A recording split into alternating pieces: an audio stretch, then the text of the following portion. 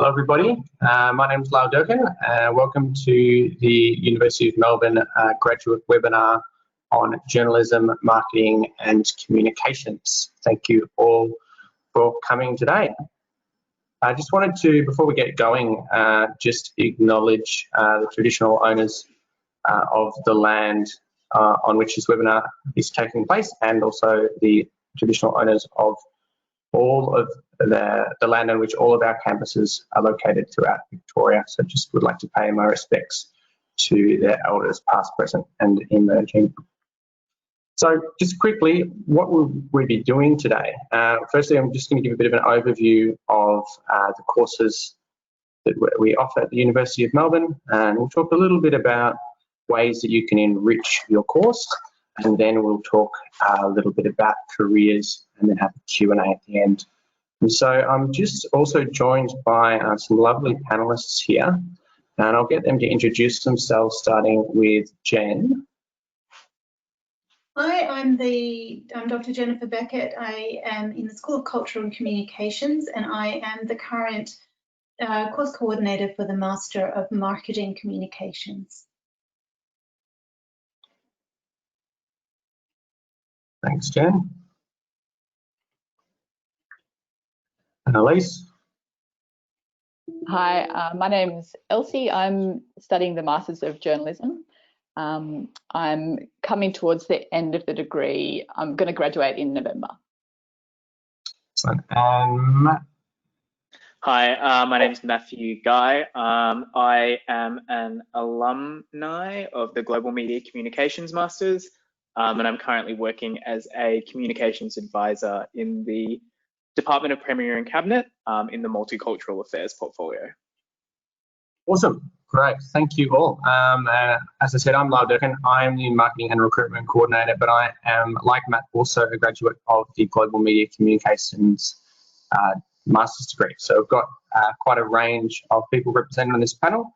And I'll just remind you that if you do have any questions that you are burning to have answered, or if anything pops up during the presentation that you want further clarification on, or anything like that, do please pop your question into the chat, and our wonderful team will answer some of those questions, and we'll also fire some of those off to us to answer live as well.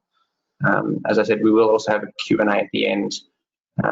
So any further questions after that, please feel free to pop them in there. Great, so I just wanted to quickly start. I know we're not on campus at the moment, but I just thought it's always nice to sort of show where you would be studying when we do get back to campus. I think this is a really lovely photo. Here we've got art, the old arts at the front and the iconic clock tower, and then behind it we've got Arts West, which is the newest building that we have in the Faculty of Arts. And I think it's always just quite a nice contrast for what we do in humanities and social sciences in many of our disciplines, including media communications. Might not be 100% super obvious, but what we do sometimes is we're looking forward, but we're always also considering the past and looking at how that influences and informs what we do in the future. So I think it's just a sort of a nice little metaphor for what we do. So I just wanted to quickly go to this slide here that we've put together, showing all of the communications, marketing and journalism courses that we do offer at the University of Melbourne, and just sort of showing there really simply what the main differences are as far as the focus of the degree. And I'll just pull towards some that we're going to be discussing specifically today. We've got the Masters of Marketing Communication. This degree is a mixture of obviously marketing skills, some analytics, a really strong focus on communications and content creation, some business, a bit of a global focus, and some digital marketing and editing as well. We'll also be looking at the Global Media Communications degree. This degree has less of a focus on the marketing side, but still some. A really strong focus on that content creation, and also a really strong focus, global focus, and a strong digital media focus as well. And we've also got publishing communications, creative writing, editing and publishing, the Masters of Marketing Management, which is taught by our colleagues in the Faculty of Business and Economics. This is a more business-focused marketing degree, a little bit less of a focus on content creation. And then finally, it's not on this one, but we also will be talking about the Masters of Journalism as well. And I will move to that now. So the Masters of Journalism is a degree where you learn the craft of journalism. It's a degree that's focused both on those traditional media skills, but also looking forward and looking at new forms of media. And the idea is that it does prepare you to jump into the new world of journalism and all of the various forms that takes. It's not just newspapers. There's many other platforms and mediums to share stories. Students in this degree can do a internship, or they can choose to do a minor thesis, which is a independent research project. And often this is popular if going on to a PhD. The sorts of careers that people move into, it really does depend on the individual and where they want to take their career, but the sorts of things that people would do are jobs like, obviously, broadcasting, print journalism. A little technical issue here, sorry guys. But also things like public relations and things like that are media related and really focused on sharing stories. We have another degree that sometimes students get a little bit confused with, which is the Master of International Journalism. The main difference between these two, other than the English language score, is that the Master of International Journalism does have that international focus, and it does think a bit more about the role of a journalist in parts of the world that don't necessarily follow an Australian Western model. And there's a little bit less of a focus on those specific contexts that inform Australian journalism. Another course which we'll talk about is Global Media Communication. As we've said, this is a more content and communications focused course, and you'll build up really strong research, analytical skills, and really look into the role of media and what does that play in our lives. I just might quickly throw to Matt while we're on this slide. Matt, can you tell us a little bit, just very quickly, about what you sort of thought were the best things in that degree for you? Yeah, so I think firstly the cohort is an amazing group of people. It's a really large course, and so you get to meet a lot of different people from all around the world, which I was really excited about. And so that's one big thing that I remember about the course. Great. And then we've just talked about journalism, so I might also just pop to you, Elsie. A positive of the course was being able to engage with so many different people from so many different regions. Oh yeah, sorry. No, that's all right. I just had a little bit of lag on my side. You saying so? Elsie, do you want to quickly? No, all good. Right, all right. Elsie, are you there? Can you hear me? I'm here. Yes, great. Just please, just tell me what's the highlight of your course been so far? I think there've been a few highlights. I've really enjoyed the practical classes in the degree. So there's, I've done classes in data journalism, audio journalism, business journalism. So quite, fairly specialised, and the teachers of those classes, they really know their subject area, and I guess I've really appreciated that opportunity to focus in on those skills that that they're fairly difficult to learn elsewhere. Yeah. And I've also done, I've done one internship through the degree, which has also been great. Yeah. Great, awesome, thank you. We'll talk a little bit more about your internship later, but that's really awesome. Rather than me talk about the marketing communications degree, I might get Dr. Jennifer Beckett to talk about it, seeing as she is the course coordinator. Jen, could you just give us a little bit of a breakdown of the degree, and also how does that link to industry? I know that's a big focus of the degree. Yeah, sure. So the Master of Marketing Communications actually came about after conversations with industry. So right from the very outset, we've been talking to them and figuring out what it is that they were looking for. And so some of the compulsory subjects in the degree are actually a result of industry saying, listen, we really need more skill in this area. So I know that you said that the Master of Global Media Comms is probably heavier in content creation. I would disagree with that because we actually have an entire subject on strategic content creation for marketing, and do a whole bunch of other stuff as well. So we really focus on having practical skills that our students can walk out there with. I mean, part of that is because most of the people who teach into the degree as academics, particularly in the media and communication side, we've got industry experience as well. So for example, I worked at the Australian Broadcasting Corporation for 4, maybe 5 years prior to coming to the University of Melbourne, but I have got over almost 20 years worth of marketing experience under my belt. Been doing this for a really long time and in a range of different sectors as well. So we do have that focus. You can do an internship in the degree, which obviously means you get to go out and play around in industry a bit, but you can also instead choose to take an industry focused subject in the Faculty of Business and Economics, which is a group project subject, but that's working directly with industry. We also have 2 advanced practice subjects in the degree which you can take, and they're not taught by people who are academics at all. They're actually taught by people who work in industry. So we've currently got people who work in advertising and branding, and also people who work in PR taking those subjects as well. And when we say people from these areas, we're talking leading PR agencies like Edelman PR and leading marketing agencies.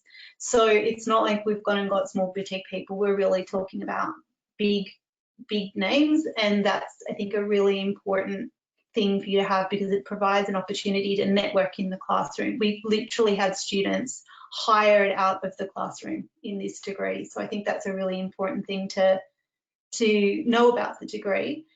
And it's also a degree that turns you into an all-rounder. So it's really easy to say, you know, oh, I'm just going to go and do marketing in the business school, but you don't get the same level of understanding of how you communicate your marketing plan to actual real people as you do in this degree.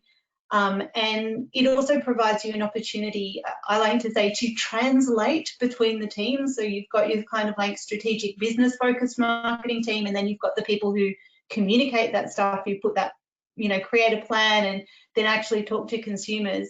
And often it seems that they speak to incredibly different languages. So doing a degree like this means that doesn't matter what side you're on or where your strength lies, you still understand what the other side is hoping to achieve. And so it enables you to just sort of manage teams a lot more effectively. So one of the great things about this degree, I think, is that it really sets you up to go out into the workforce and then get onto that management track. Yeah, wonderful. Thanks for that, Jen. It's a very good overview of that degree. And I just, to complement that description, I just thought I'd pop in a course plan. I know a lot of students, when they're thinking about studying, love to see an example of what their course might look like. So I just thought I'd pop one here, and you can see this student has chosen to take that opportunity to do an internship. They've done that one in their last semester, and they've taken subjects from a range of subjects. There I can see a few ones in there that Jen's already spoken about, but it's a full 2-year program can take you from those foundational skills, maybe someone coming from a slightly different area, all the way through to being able to jump onto that management track, as Jen has spoken about. Right, so with all our degrees that we're speaking about today, the Global Media Communications degree, the Marketing Communications degree, and the Master of Journalism, they all have that opportunity to undertake an internship. And this is sort of something that this is in the course, because we know a lot of students are really looking to get some industry experience and to get out into the workforce while they're still studying. We've got an example here. We've got River here, who did an internship with the Melbourne International Film Festival, which is one of our partners. But that's not to say that this is the only place you can do an internship. The way that our internship subjects generally work is that a student will enrol in that class and work with our work integrated learning team. It's a bit of a long name, but they're our internship team essentially. And they will work with you to find and identify an organisation that you would like to work with, and then work with you to develop your application. And then once you've been accepted into that internship, they'll work with the organisation to make sure that the work that you're doing is directly related to your study. And so the reason that they do that is just to make sure that the work that you're doing is really valuable, and it confirms that you won't be doing things like doing photocopying, getting coffee. What you'll be doing is really valuable work that you can take with you. You can put it on your CV and you can take it out into the workforce once you're finished. Some examples of places that we do, that students do internships. I've just popped a couple up here. I know the most popular place to do an internship across the entire faculty is actually the United Nations, but we do have people working across a variety of sectors, everything from the ABC, the Guardian, which we might hear about a little bit more in a minute, to sort of cultural organisations and large corporations as well. At this point, I'm just going to throw to Elsie, because you've done an internship as part of your degree. Can you talk us through what you did and how was it? So I interned at Guardian Australia at their Melbourne office in November last year and a bit in December. It was a really good experience. It's a pretty small office. Most of the Guardian is based in Sydney, but there are some reporters in Melbourne. I found it really helpful in a few different ways. I was mainly working on one research project while I was there, and I ended up publishing 3 articles as part of the internship.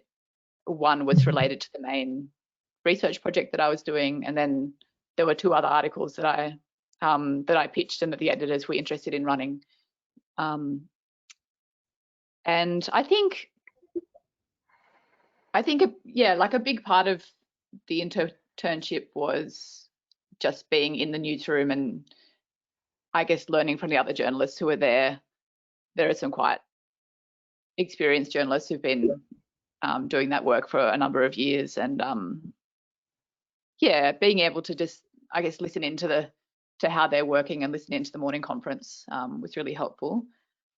I think also,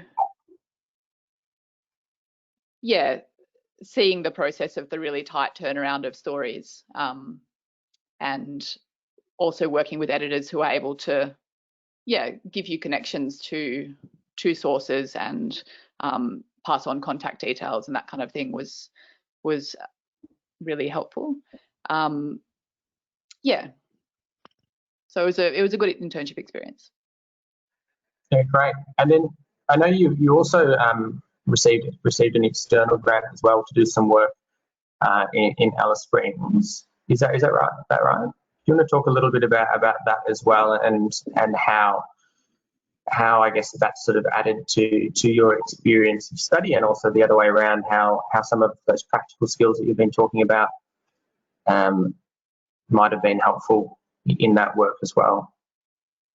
Yeah, so I applied towards the end of last year for something called the Michael Gordon Fellowship, which is quite a small grant run through the Melbourne Press Club, and it's focused on social justice journalism. So before I moved to Melbourne, I was living in the Northern Territory in Alice Springs, and one of the reasons that I wanted to study journalism was that while living and working in the Northern Territory, I guess I was aware of and was being told about a number of issues from people that I knew up there that I wanted to, that I thought were really important stories that weren't reaching a bigger audience. So one of the lecturers, Joe Chandler, in the Master of Journalism degree, helped me with.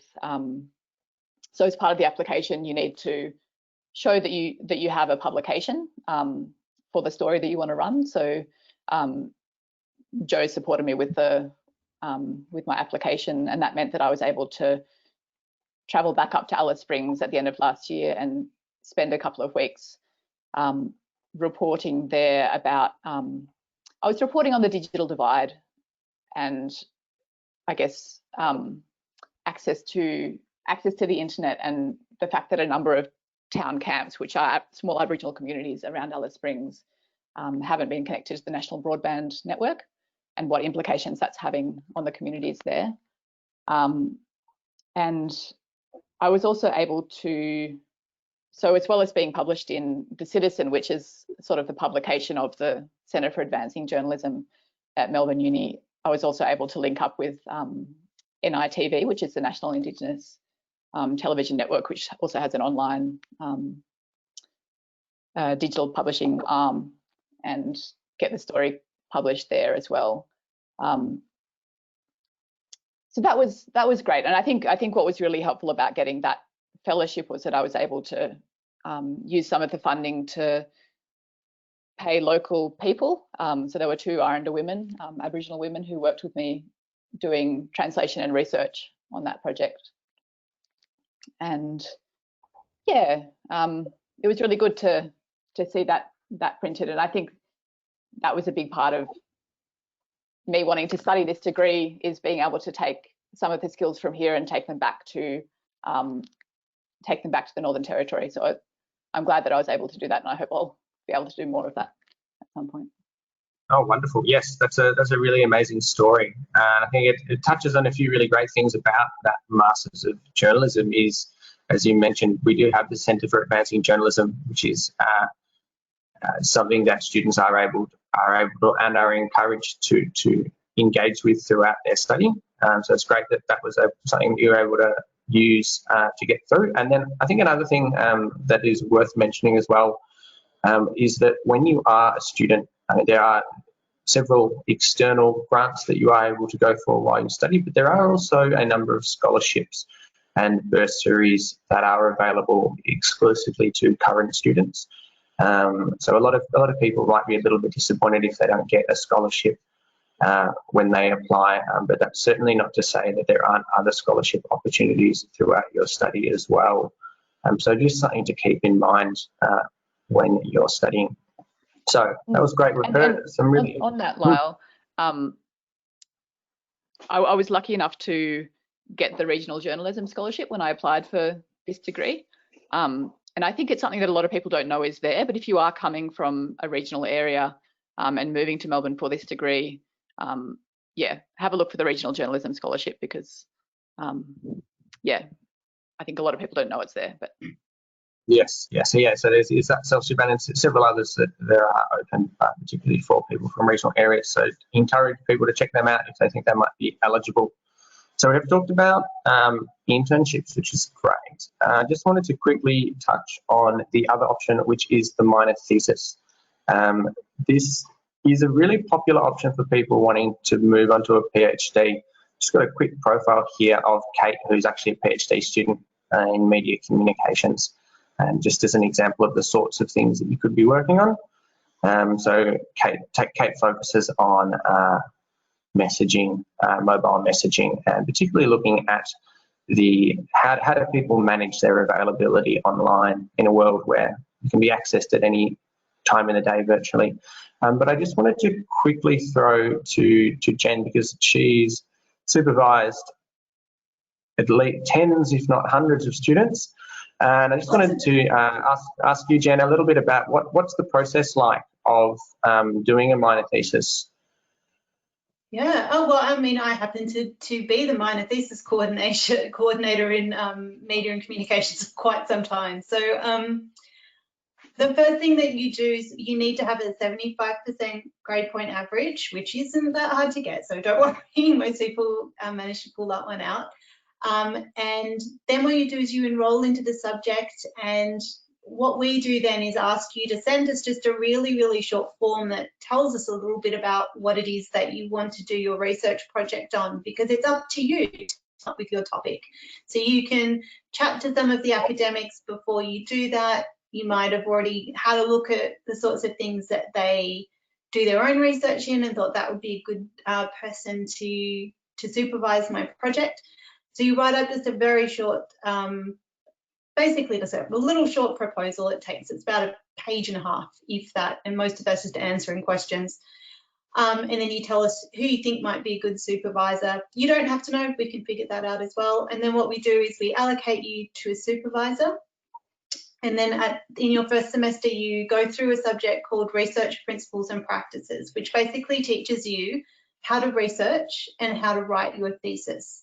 And all of the assignments in that also dovetail into your thesis. So it's not like you're doing additional work. What you'll find is often some of what you've written in those assignments ends up in the final thesis as well. So it's a really useful thing. Sometimes our students need to get ethics clearance from the university because they want to interview people or run surveys or do different kinds of things, and we're all pretty well versed in the different kinds of methods that you use for research. So as a supervisor, what we do is we work with you. So you generate the work, and then what we do is have a look at what you're doing, make suggestions, see if there's any big gaps, and point you in the right direction, and just basically keep you on track. So it's a self-managed project to a large extent, but we are there to offer guidance and moral support. We give plenty of moral support, and if I supervise you, that also means that I buy you coffee on a regular basis. So we meet with your supervisor every 2 weeks, and we sort of work with you to figure it out. And I have got one of my thesis students this year started doing a PhD with it, so that's a pathway in as well. Excellent. That's a really great summary of that. I mean, I did one myself, and I can definitely say that it's very valuable, particularly for students. I mean, even if you're coming from the background, it's a really great way to extend yourself towards the end of the degree, and also build some really great relationships with those academics and build up that network as well.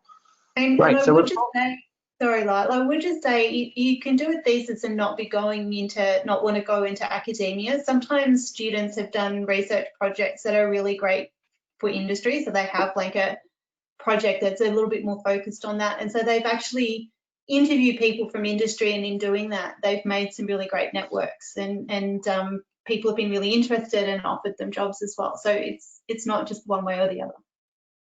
Yeah, no, that's a really great point as well. It's a great chance to build those research skills and take them into industry as well. Definitely, I do actually have a friend, one of our alum that's working at ESOP, doing marketing research as a result of the minor thesis that they did, just as an example.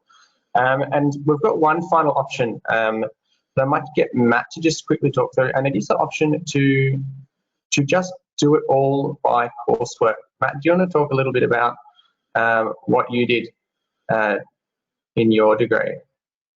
Yeah, sure. So it became pretty obvious to me quite early on in the Masters that I wasn't really interested in doing any further research. So I'd considered potentially doing a PhD after my Masters, but I realized within the first semester or two that wasn't really the thing that I wanted to do. And so luckily enough, you can choose to not do a larger research project and just study individual subjects instead. So instead of using a few of your subjects in the second half of your degree to go towards a minor thesis, I just continued to do independent subjects instead, which was great for me because it meant I didn't have to do that larger thesis project, but also because it meant I got to do many of the subjects which I might have missed out on otherwise, and a couple of electives as well from other degrees that I found really, really interesting. So. Great. Yeah, so it's great that there is also that option if you want to just continue with that sort of traditional subject model and get that broad knowledge in that way. It's really awesome. So we've talked a little bit about different options, but I just wanted to also quickly show there are some different options for the length of course you can take depending on your experience. So our standard full-length course is a 2-year course. And generally speaking, this is open to anybody with a bachelor degree from any discipline. And we look for students to have a weighted average mark of 70% University of Melbourne equivalent. And I just wanted to highlight there that these percentage marks are the University of Melbourne equivalent. So it does depend on which institution you've come from, particularly for some of our international students, as to what the specific mark would be for you. But this is just a little bit of a guide. Another option would be, if you have a little bit more experience, is the 1.5-year program. This is usually for someone with a related background. So let's say they've done a Bachelor of Arts with a major in media communication, and they've got an average of 70%. They might opt to aim for this 1.5-year program, and that's just to acknowledge that previous knowledge that they've picked up in their undergraduate degree. And finally, and this one I don't believe is on offer for Master of Marketing and Communication this year. Jen, you can let me know if I'm wrong.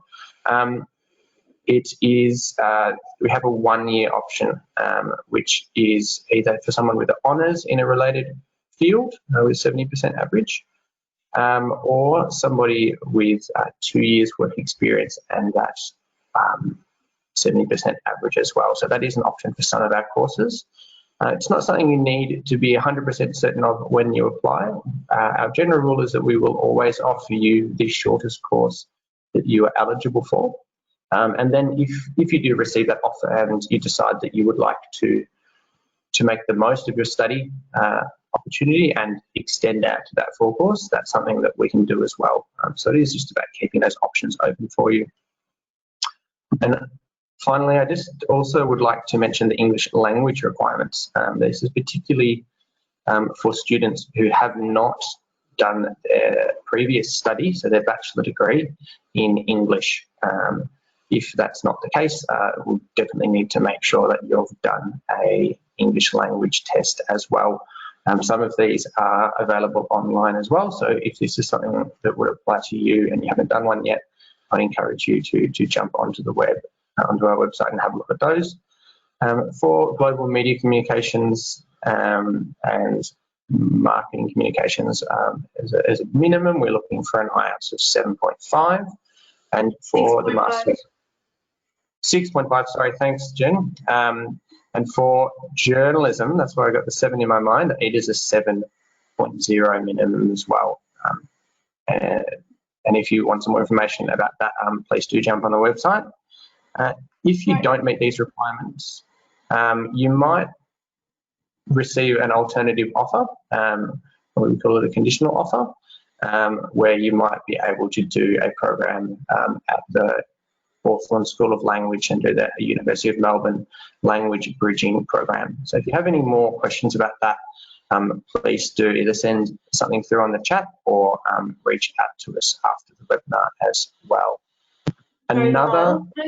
Sorry, can I just jump in? On the slide previously, with the access to the 150-point program, just one thing for people to understand, for the Master of Marketing Communications, if you have 2 years worth of industry experience, we will count that as cognate, so you'll be able to jump into the 150-point program. But we do look at that industry experience, so it can't just be a bunch of internships that you've strung together.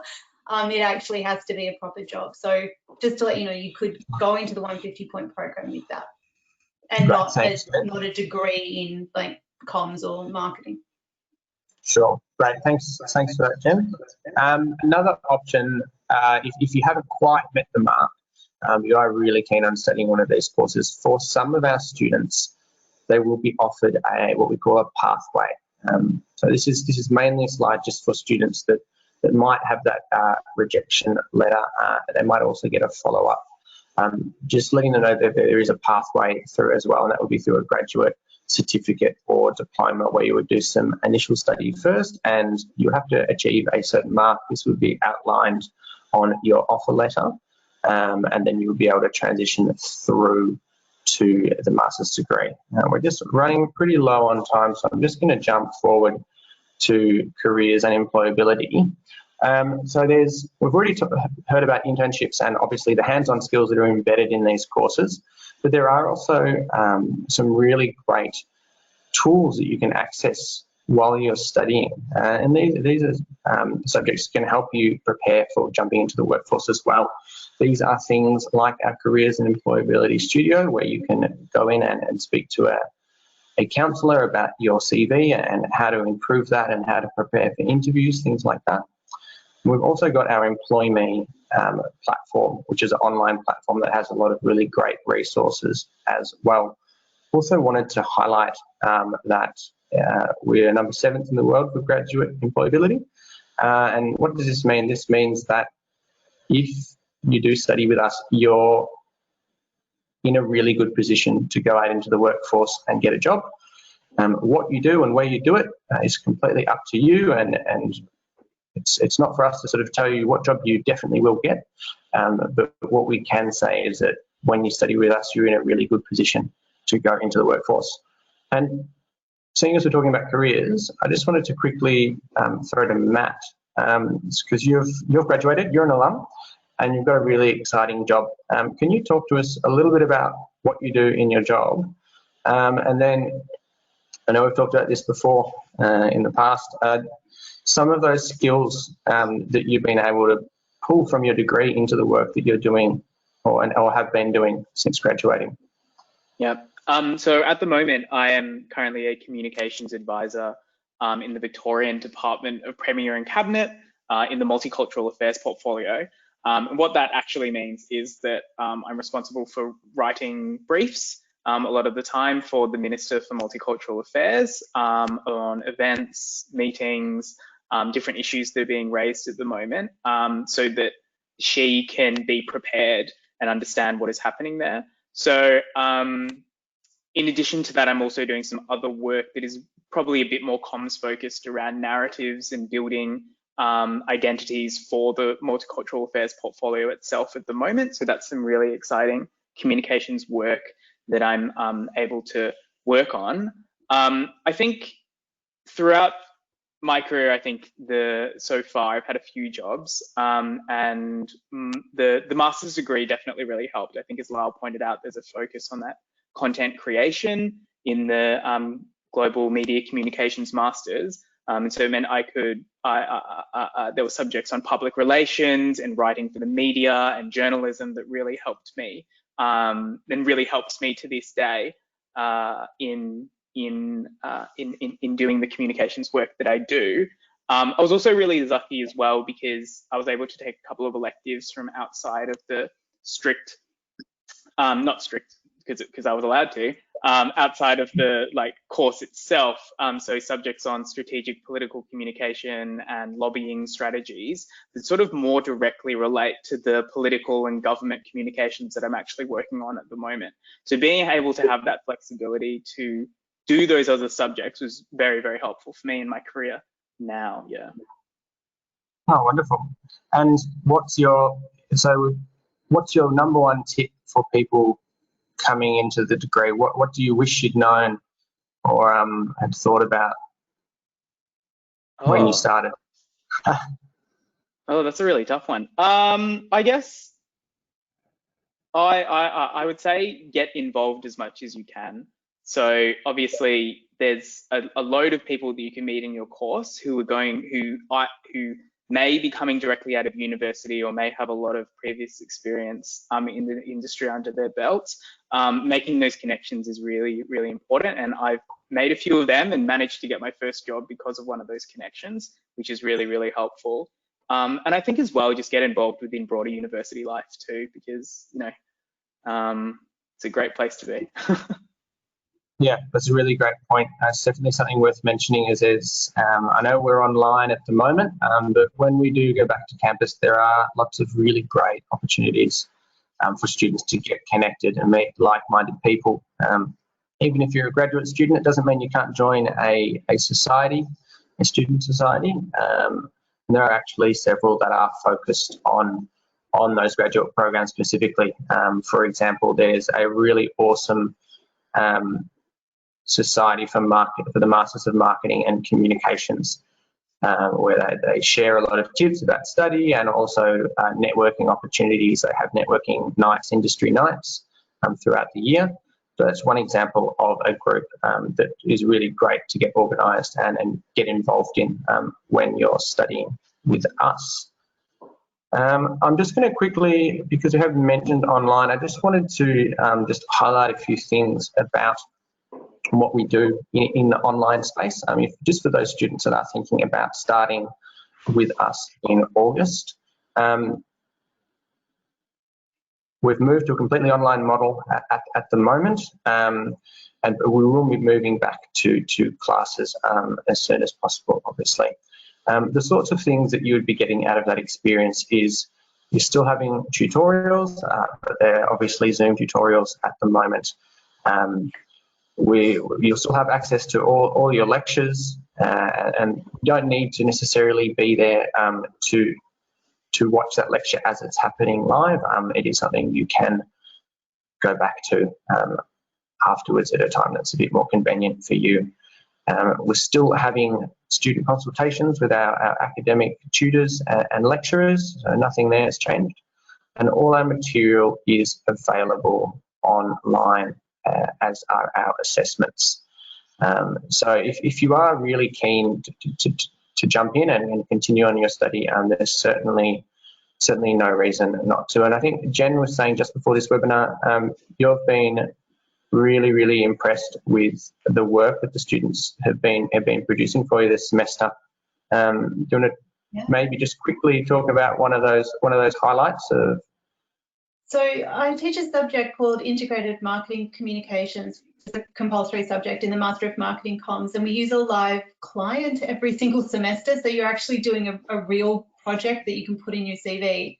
And at the end of semester, we have this sort of like 2-hour extravaganza where all the classes pitch back to their clients. And, you know, we were sort of a little bit worried about, oh, how is it going to go online? But my God, like I was moved. I cried at the end of that when I was telling, like, seriously, I cried. My students were like, you are such an emo. I cried when I was telling them how very proud I was of them, because the work that they did was just incredible, and the client was just over the moon with what they saw. They were really thrilled, to the point at which they were like, oh, hey, you know, that idea that you guys have had, look to see that happening in the next few months. So it was just incredible. It's a great experience. But I was, to do it online it was wonderful. Oh, that's really good to hear, and I'm so glad that they're able to get that great experience. And we're almost out of time, but I just want to ask one quick question that we've had from the audience to you, Jen. This was a student just asking about the experience that you might need for the Masters of Marketing Communication. You have to talk about all this industry sort of work that's done, but can you just confirm? So it is still open to someone that doesn't have the background. That's right, isn't it? Oh yeah, absolutely. You don't even need an undergraduate degree in media communications or marketing at all. You can join the 200-point program with absolutely no experience at all. You can have an undergraduate degree in marketing or communications and still jump into the 150 program with no industry experience at all. We do have some students who have industry experience, others don't. I had a student in my class this year who was originally an equine vet. So they have clearly got no industry experience in this area. So there you go. You can, whatever you've got going on, you can become a student. Excellent. That's really great to hear. Now, in our last few minutes, I'm just going to if anybody has any quick last questions, please type them in the chat now before we finish up. And while we're doing that, I just wanted to quickly highlight, if you do want some more information and you're wanting to jump onto the web, the best place to do that is at study.unimel.edu.au. I've just got an example here of the Masters of Social Policy, but you can see here that we have one of these for all of our web pages. And you can see all of those tabs there with some really key information similar to what we've covered in this session particularly draw your attention to what will I study, where will this take me, and of course those entry requirements as well. And if anybody has any more information after all that and they still can't find their answer, all you'll need to do is just jump on to Study once again and just connect with us and send in an inquiry, and one of our team will be able to help you quite quickly there. So finally, I just want to say a massive thank you to everybody on our panel, Dr. Jennifer Beckett, Elsie and Matthew. Thank you so much for your time and for sharing your experience. It's been really, really great and really insightful for me, even though I work here and I did the degrees. It's great to hear everybody else's stories. So thanks everybody for watching. Have a great night. See you. Thank you.